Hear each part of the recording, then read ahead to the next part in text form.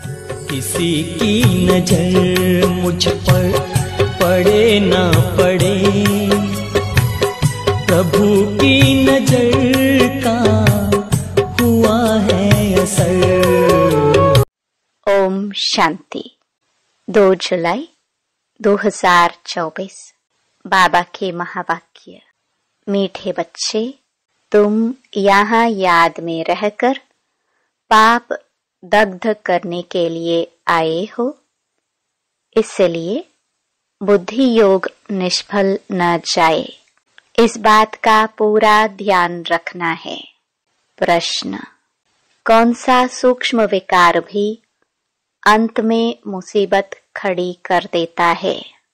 उत्तर: अगर सूक्ष्म में भी हवज, लालच का विकार है, कोई चीज हवज के कारण इकट्ठी करके अपने पास जमा करके रख दी, तो वही अंत में मुसीबत के रूप में याद आती है।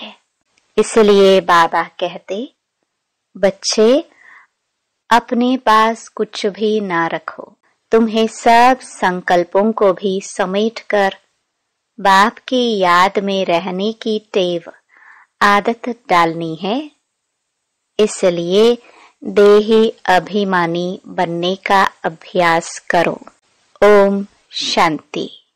बच्चों को रोज रोज याद दिलाते हैं, देही अभिमानी बनो, क्योंकि बुद्धि इधर उधर जाती है। अज्ञान काल में भी कथा वार्ता सुनते हैं तो बुद्धि बाहर भटकती है, यहाँ भी भटकती है। इसलिए रोज रोज कहते हैं, देही अभिमानी बनो। वह तो कहेंगे, हम जो सुनाते हैं उस पर ध्यान दो, धारण करो। शास्त्र जो सुनाते हैं वह वचन ध्यान पर रखो। यहाँ तो बाप आत्माओं को समझाते हैं, तुम सब स्टूडेंट देही अभिमानी होकर बैठो। शिव बाबा आते हैं पढ़ाने के लिए। ऐसा कोई कॉलेज नहीं होगा जहाँ समझेंगे शिव बाबा पढ़ाने आते हैं। ऐसा स्कूल होना ही चाहिए। पुरुषोत्तम संगम युग पर स्टूडेंट बैठे हैं और यह भी समझते हैं, परमपिता परमात्मा आते हैं हमको पढ़ाने। शिव बाबा आते हैं हमको पढ़ाने। पहली पहली बात समझाते हैं, तुमको पावन बनना है तो मामेकम याद करो। परंतु माया घड़ी घड़ी भुला देती है, इसलिए बाप खबरदार करते हैं। कोई को समझाना है तो भी पहली पहली बात समझाओ कि भगवान कौन है। भगवान जो पतित पावन, दुख हरता, सुख करता है, वह कहाँ है? उनको याद तो सब करते हैं। जब कोई आफतें आती हैं, कहते हैं, हे भगवान रहम करो। किसको बचाना होता है तो भी कहते हैं, हे भगवान, ओ गॉड, हमको दुख से लिबरेट करो। दुख तो सबको है, यह तो पक्का मालूम है। सत्युग को सुखधाम कहा जाता है, कलयुग को दुखधाम कहा जाता है। यह बच्चे जानते हैं, फिर भी माया भुला देती है। यह याद में बिठाने की रस्म भी ड्रामा में है, क्योंकि बहुत है जो सारा दिन याद नहीं करते हैं, 1 मिनट भी याद नहीं करते हैं। फिर याद दिलाने के लिए यहाँ बिठाते हैं, याद करने की युक्ति बतलाते हैं तो पक्का हो जाए। बाप की याद से ही हमको सतो प्रधान बनना है। सतो प्रधान बनने की बाप ने फर्स्ट क्लास रियल युक्ति बताई है। पतित पावन तो एक ही है, वह आकर युक्ति बताते हैं। यहाँ तुम बच्चे शांति में तब बैठते हो जबकि बाप के साथ योग है। अगर बुद्धि का योग यहाँ वहाँ गया तो शांति में नहीं है, गोया अशांत है। जितना समय यहाँ वहाँ बुद्धि योग गया वह निष्फल हुआ, क्योंकि पाप तो कटते नहीं। दुनिया यह नहीं जानती कि पाप कैसे कटते हैं। यह बड़ी महीन बातें हैं। बाप ने कहा है मेरी याद में बैठो, तो जब तक याद की तार जुटी हुई है उतना समय सफलता है। जरा भी बुद्धि इधर उधर गई तो वह टाइम वेस्ट हुआ, निष्फल हुआ। बाप का डायरेक्शन है ना कि बच्चे मुझे याद करो। अगर याद नहीं किया तो निष्फल हुआ। इससे क्या होगा? तुम जल्दी सतो प्रधान नहीं बनेंगे, फिर तो आदत पड़ जाएगी। यह होता रहेगा। आत्मा इस जन्म के पाप तो जानती है। भल कोई कहते हैं हमको याद नहीं है, परंतु बाबा कहते हैं 3-4 वर्ष से लेकर सब बातें याद रहती है। शुरू में इतने पाप नहीं होते हैं जितना बाद में होते हैं। दिन प्रतिदिन क्रिमिनल आय होती जाती है। त्रेता में तो 2 कला कम होती है। चंद्रमा की 2 कला कितने में कम होती है? धीरे धीरे कम होती जाती है। फिर 16 कला संपूर्ण भी चंद्रमा को कहा जाता है, सूर्य को नहीं कहते। चंद्रमा की है 1 मास की बात, यह फिर है कल्प की बात। दिन प्रतिदिन नीचे उतरते जाते हैं, फिर याद की यात्रा से ऊपर चढ़ सकते हैं। फिर तो दरकार नहीं जो हम याद करें और ऊपर चढ़े। सत्युग के बाद फिर उतरना है। सत्युग में भी याद करे तो नीचे उतरे ही नहीं। ड्रामानुसार उतरना ही है तो याद ही नहीं करते हैं। उतरना भी जरूर है, फिर याद करने का उपाय बाप ही बतलाते हैं, क्योंकि ऊपर जाना है। संगम पर ही आकर बाप सिखलाते हैं कि अब चढ़ती कला शुरू होती है। हमको फिर अपने सुखधाम में जाना है।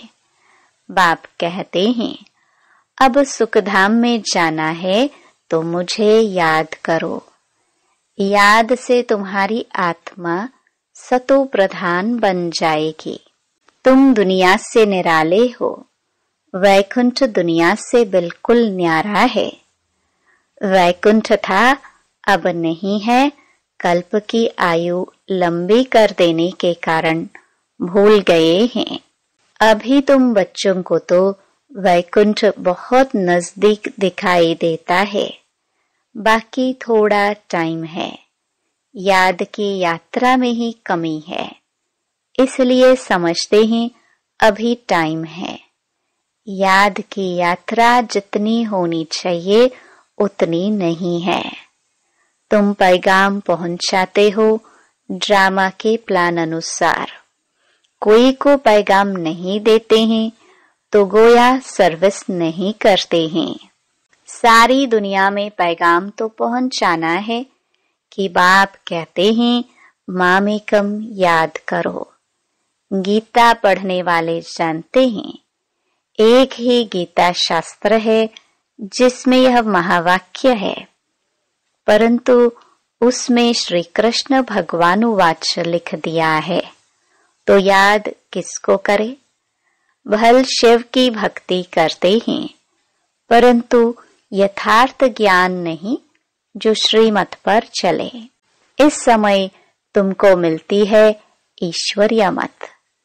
इनके पहले थी मानव मत। दोनों में रात दिन का फर्क है। मानव मत कहती है ईश्वर सर्वव्यापी है। ईश्वर की मत कहती हैं नहीं। बाप कहते हैं मैं आया हूँ स्वर्ग की स्थापना करने, तो जरूर यह नरक है। यहाँ 5 विकार सब में प्रवेश है। विकारी दुनिया है, तब तो मैं आता हूँ निर्विकारी बनाने के लिए।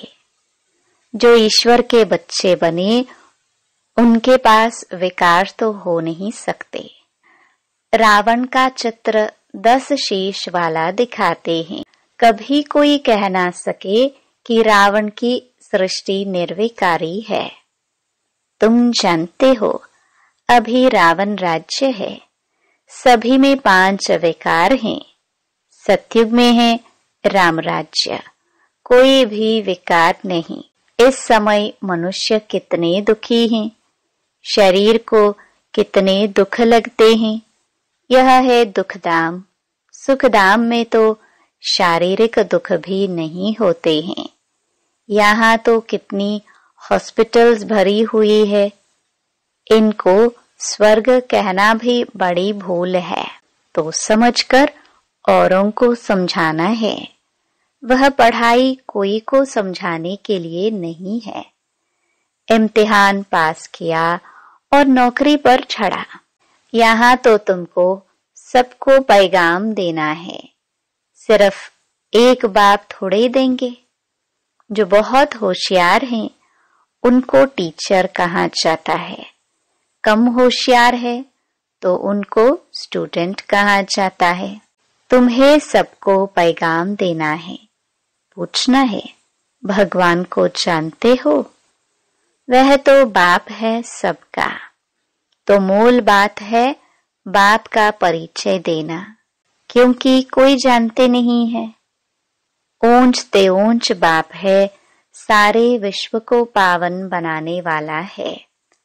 सारा विश्व पावन था जिसमें भारत ही था। और कोई धर्म वाला कह ना सके कि हम नई दुनिया में आए हैं। वह तो समझते हैं हमारे से आगे कोई होकर गए हैं।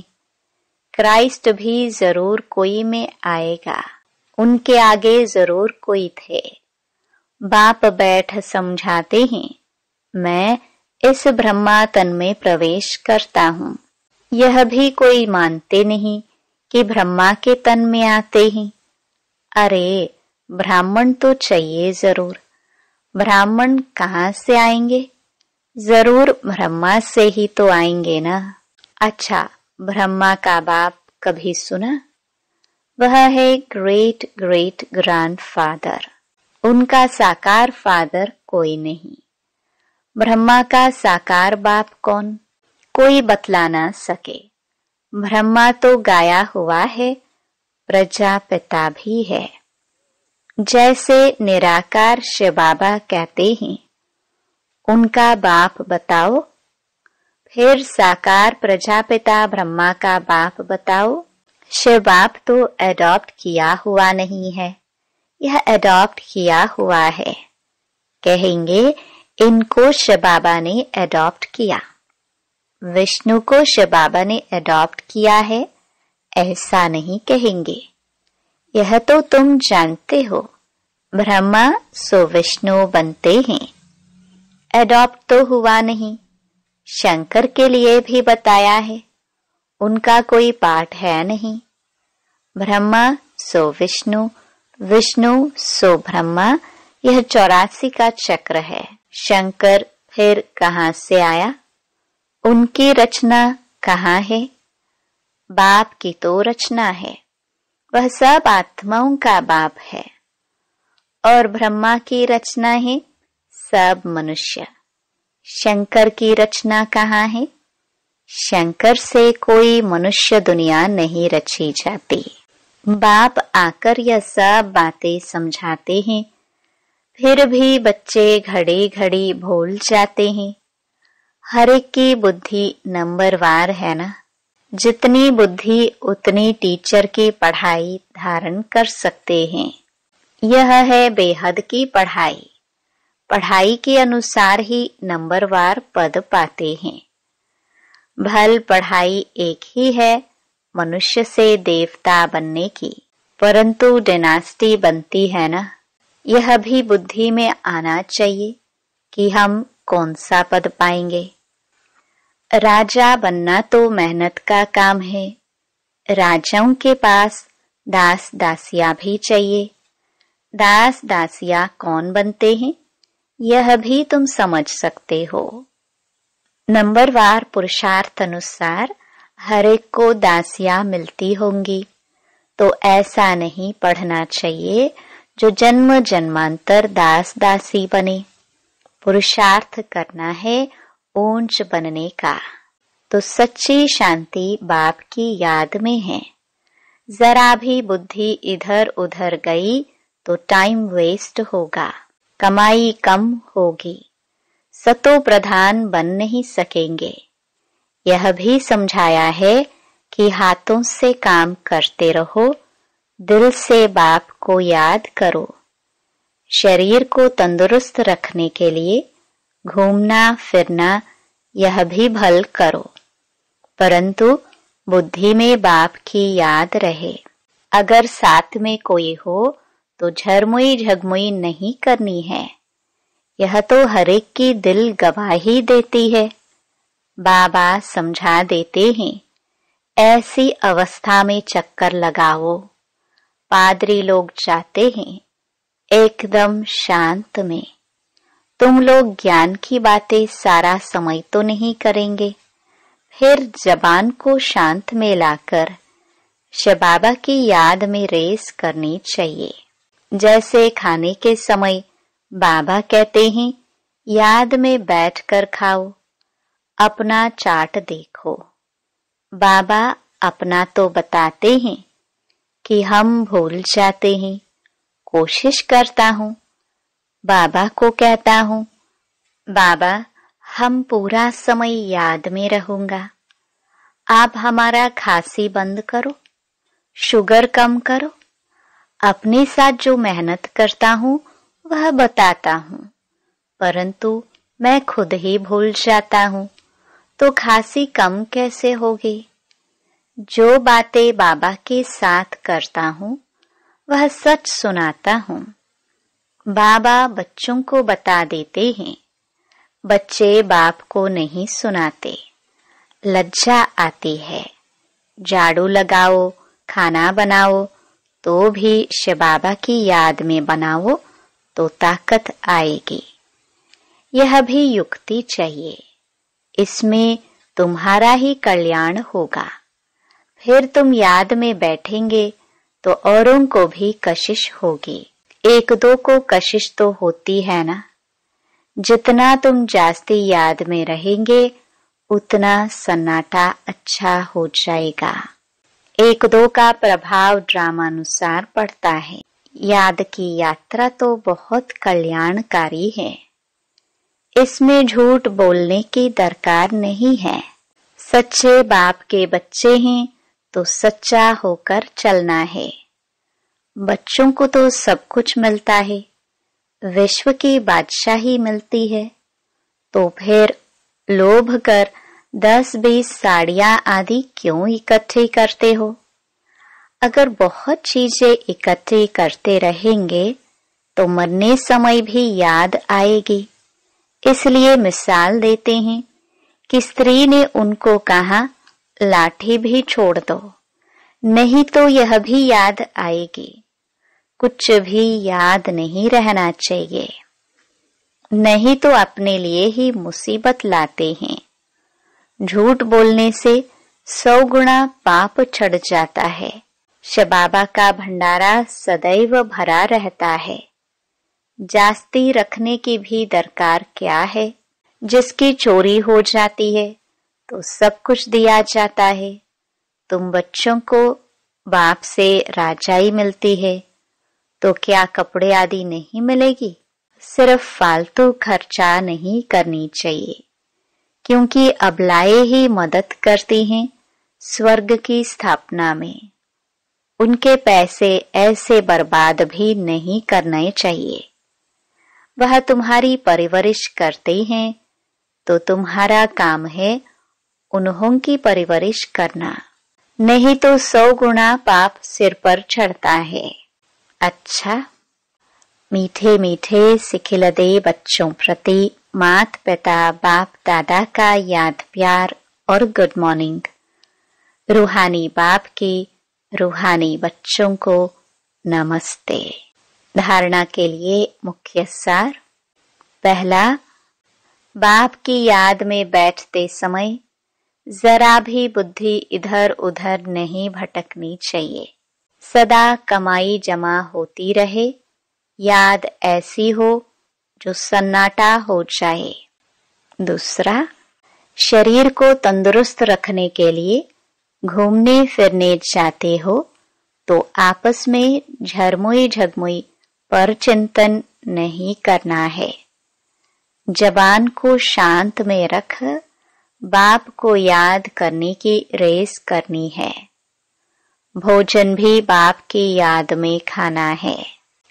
वरदान, निश्चय बुद्धि बन कमजोर संकल्पों की जाल को समाप्त करने वाले सफलता संपन्न भव। अभी तक मेजॉरिटी बच्चे कमजोर संकल्पों को स्वयं ही इमर्ज करते हैं। सोचते हैं पता नहीं होगा या नहीं होगा, क्या होगा। यह कमजोर संकल्प ही दीवार बन जाते हैं और सफलता उस दीवार के अंदर छिप जाती है। माया कमजोर संकल्पों की जाल बिछा देती है, उसी जाल में फंस जाते हैं। इसलिए मैं निश्चय बुद्धि विजयी हूँ। सफलता मेरा जन्म सिद्ध अधिकार है। इस स्मृति से कमजोर संकल्पों को समाप्त करो। स्लोगन। तीसरा, ज्वालामुखी नेत्र खुला रहे तो माया शक्तिहीन बन जाएगी। ओम शांति।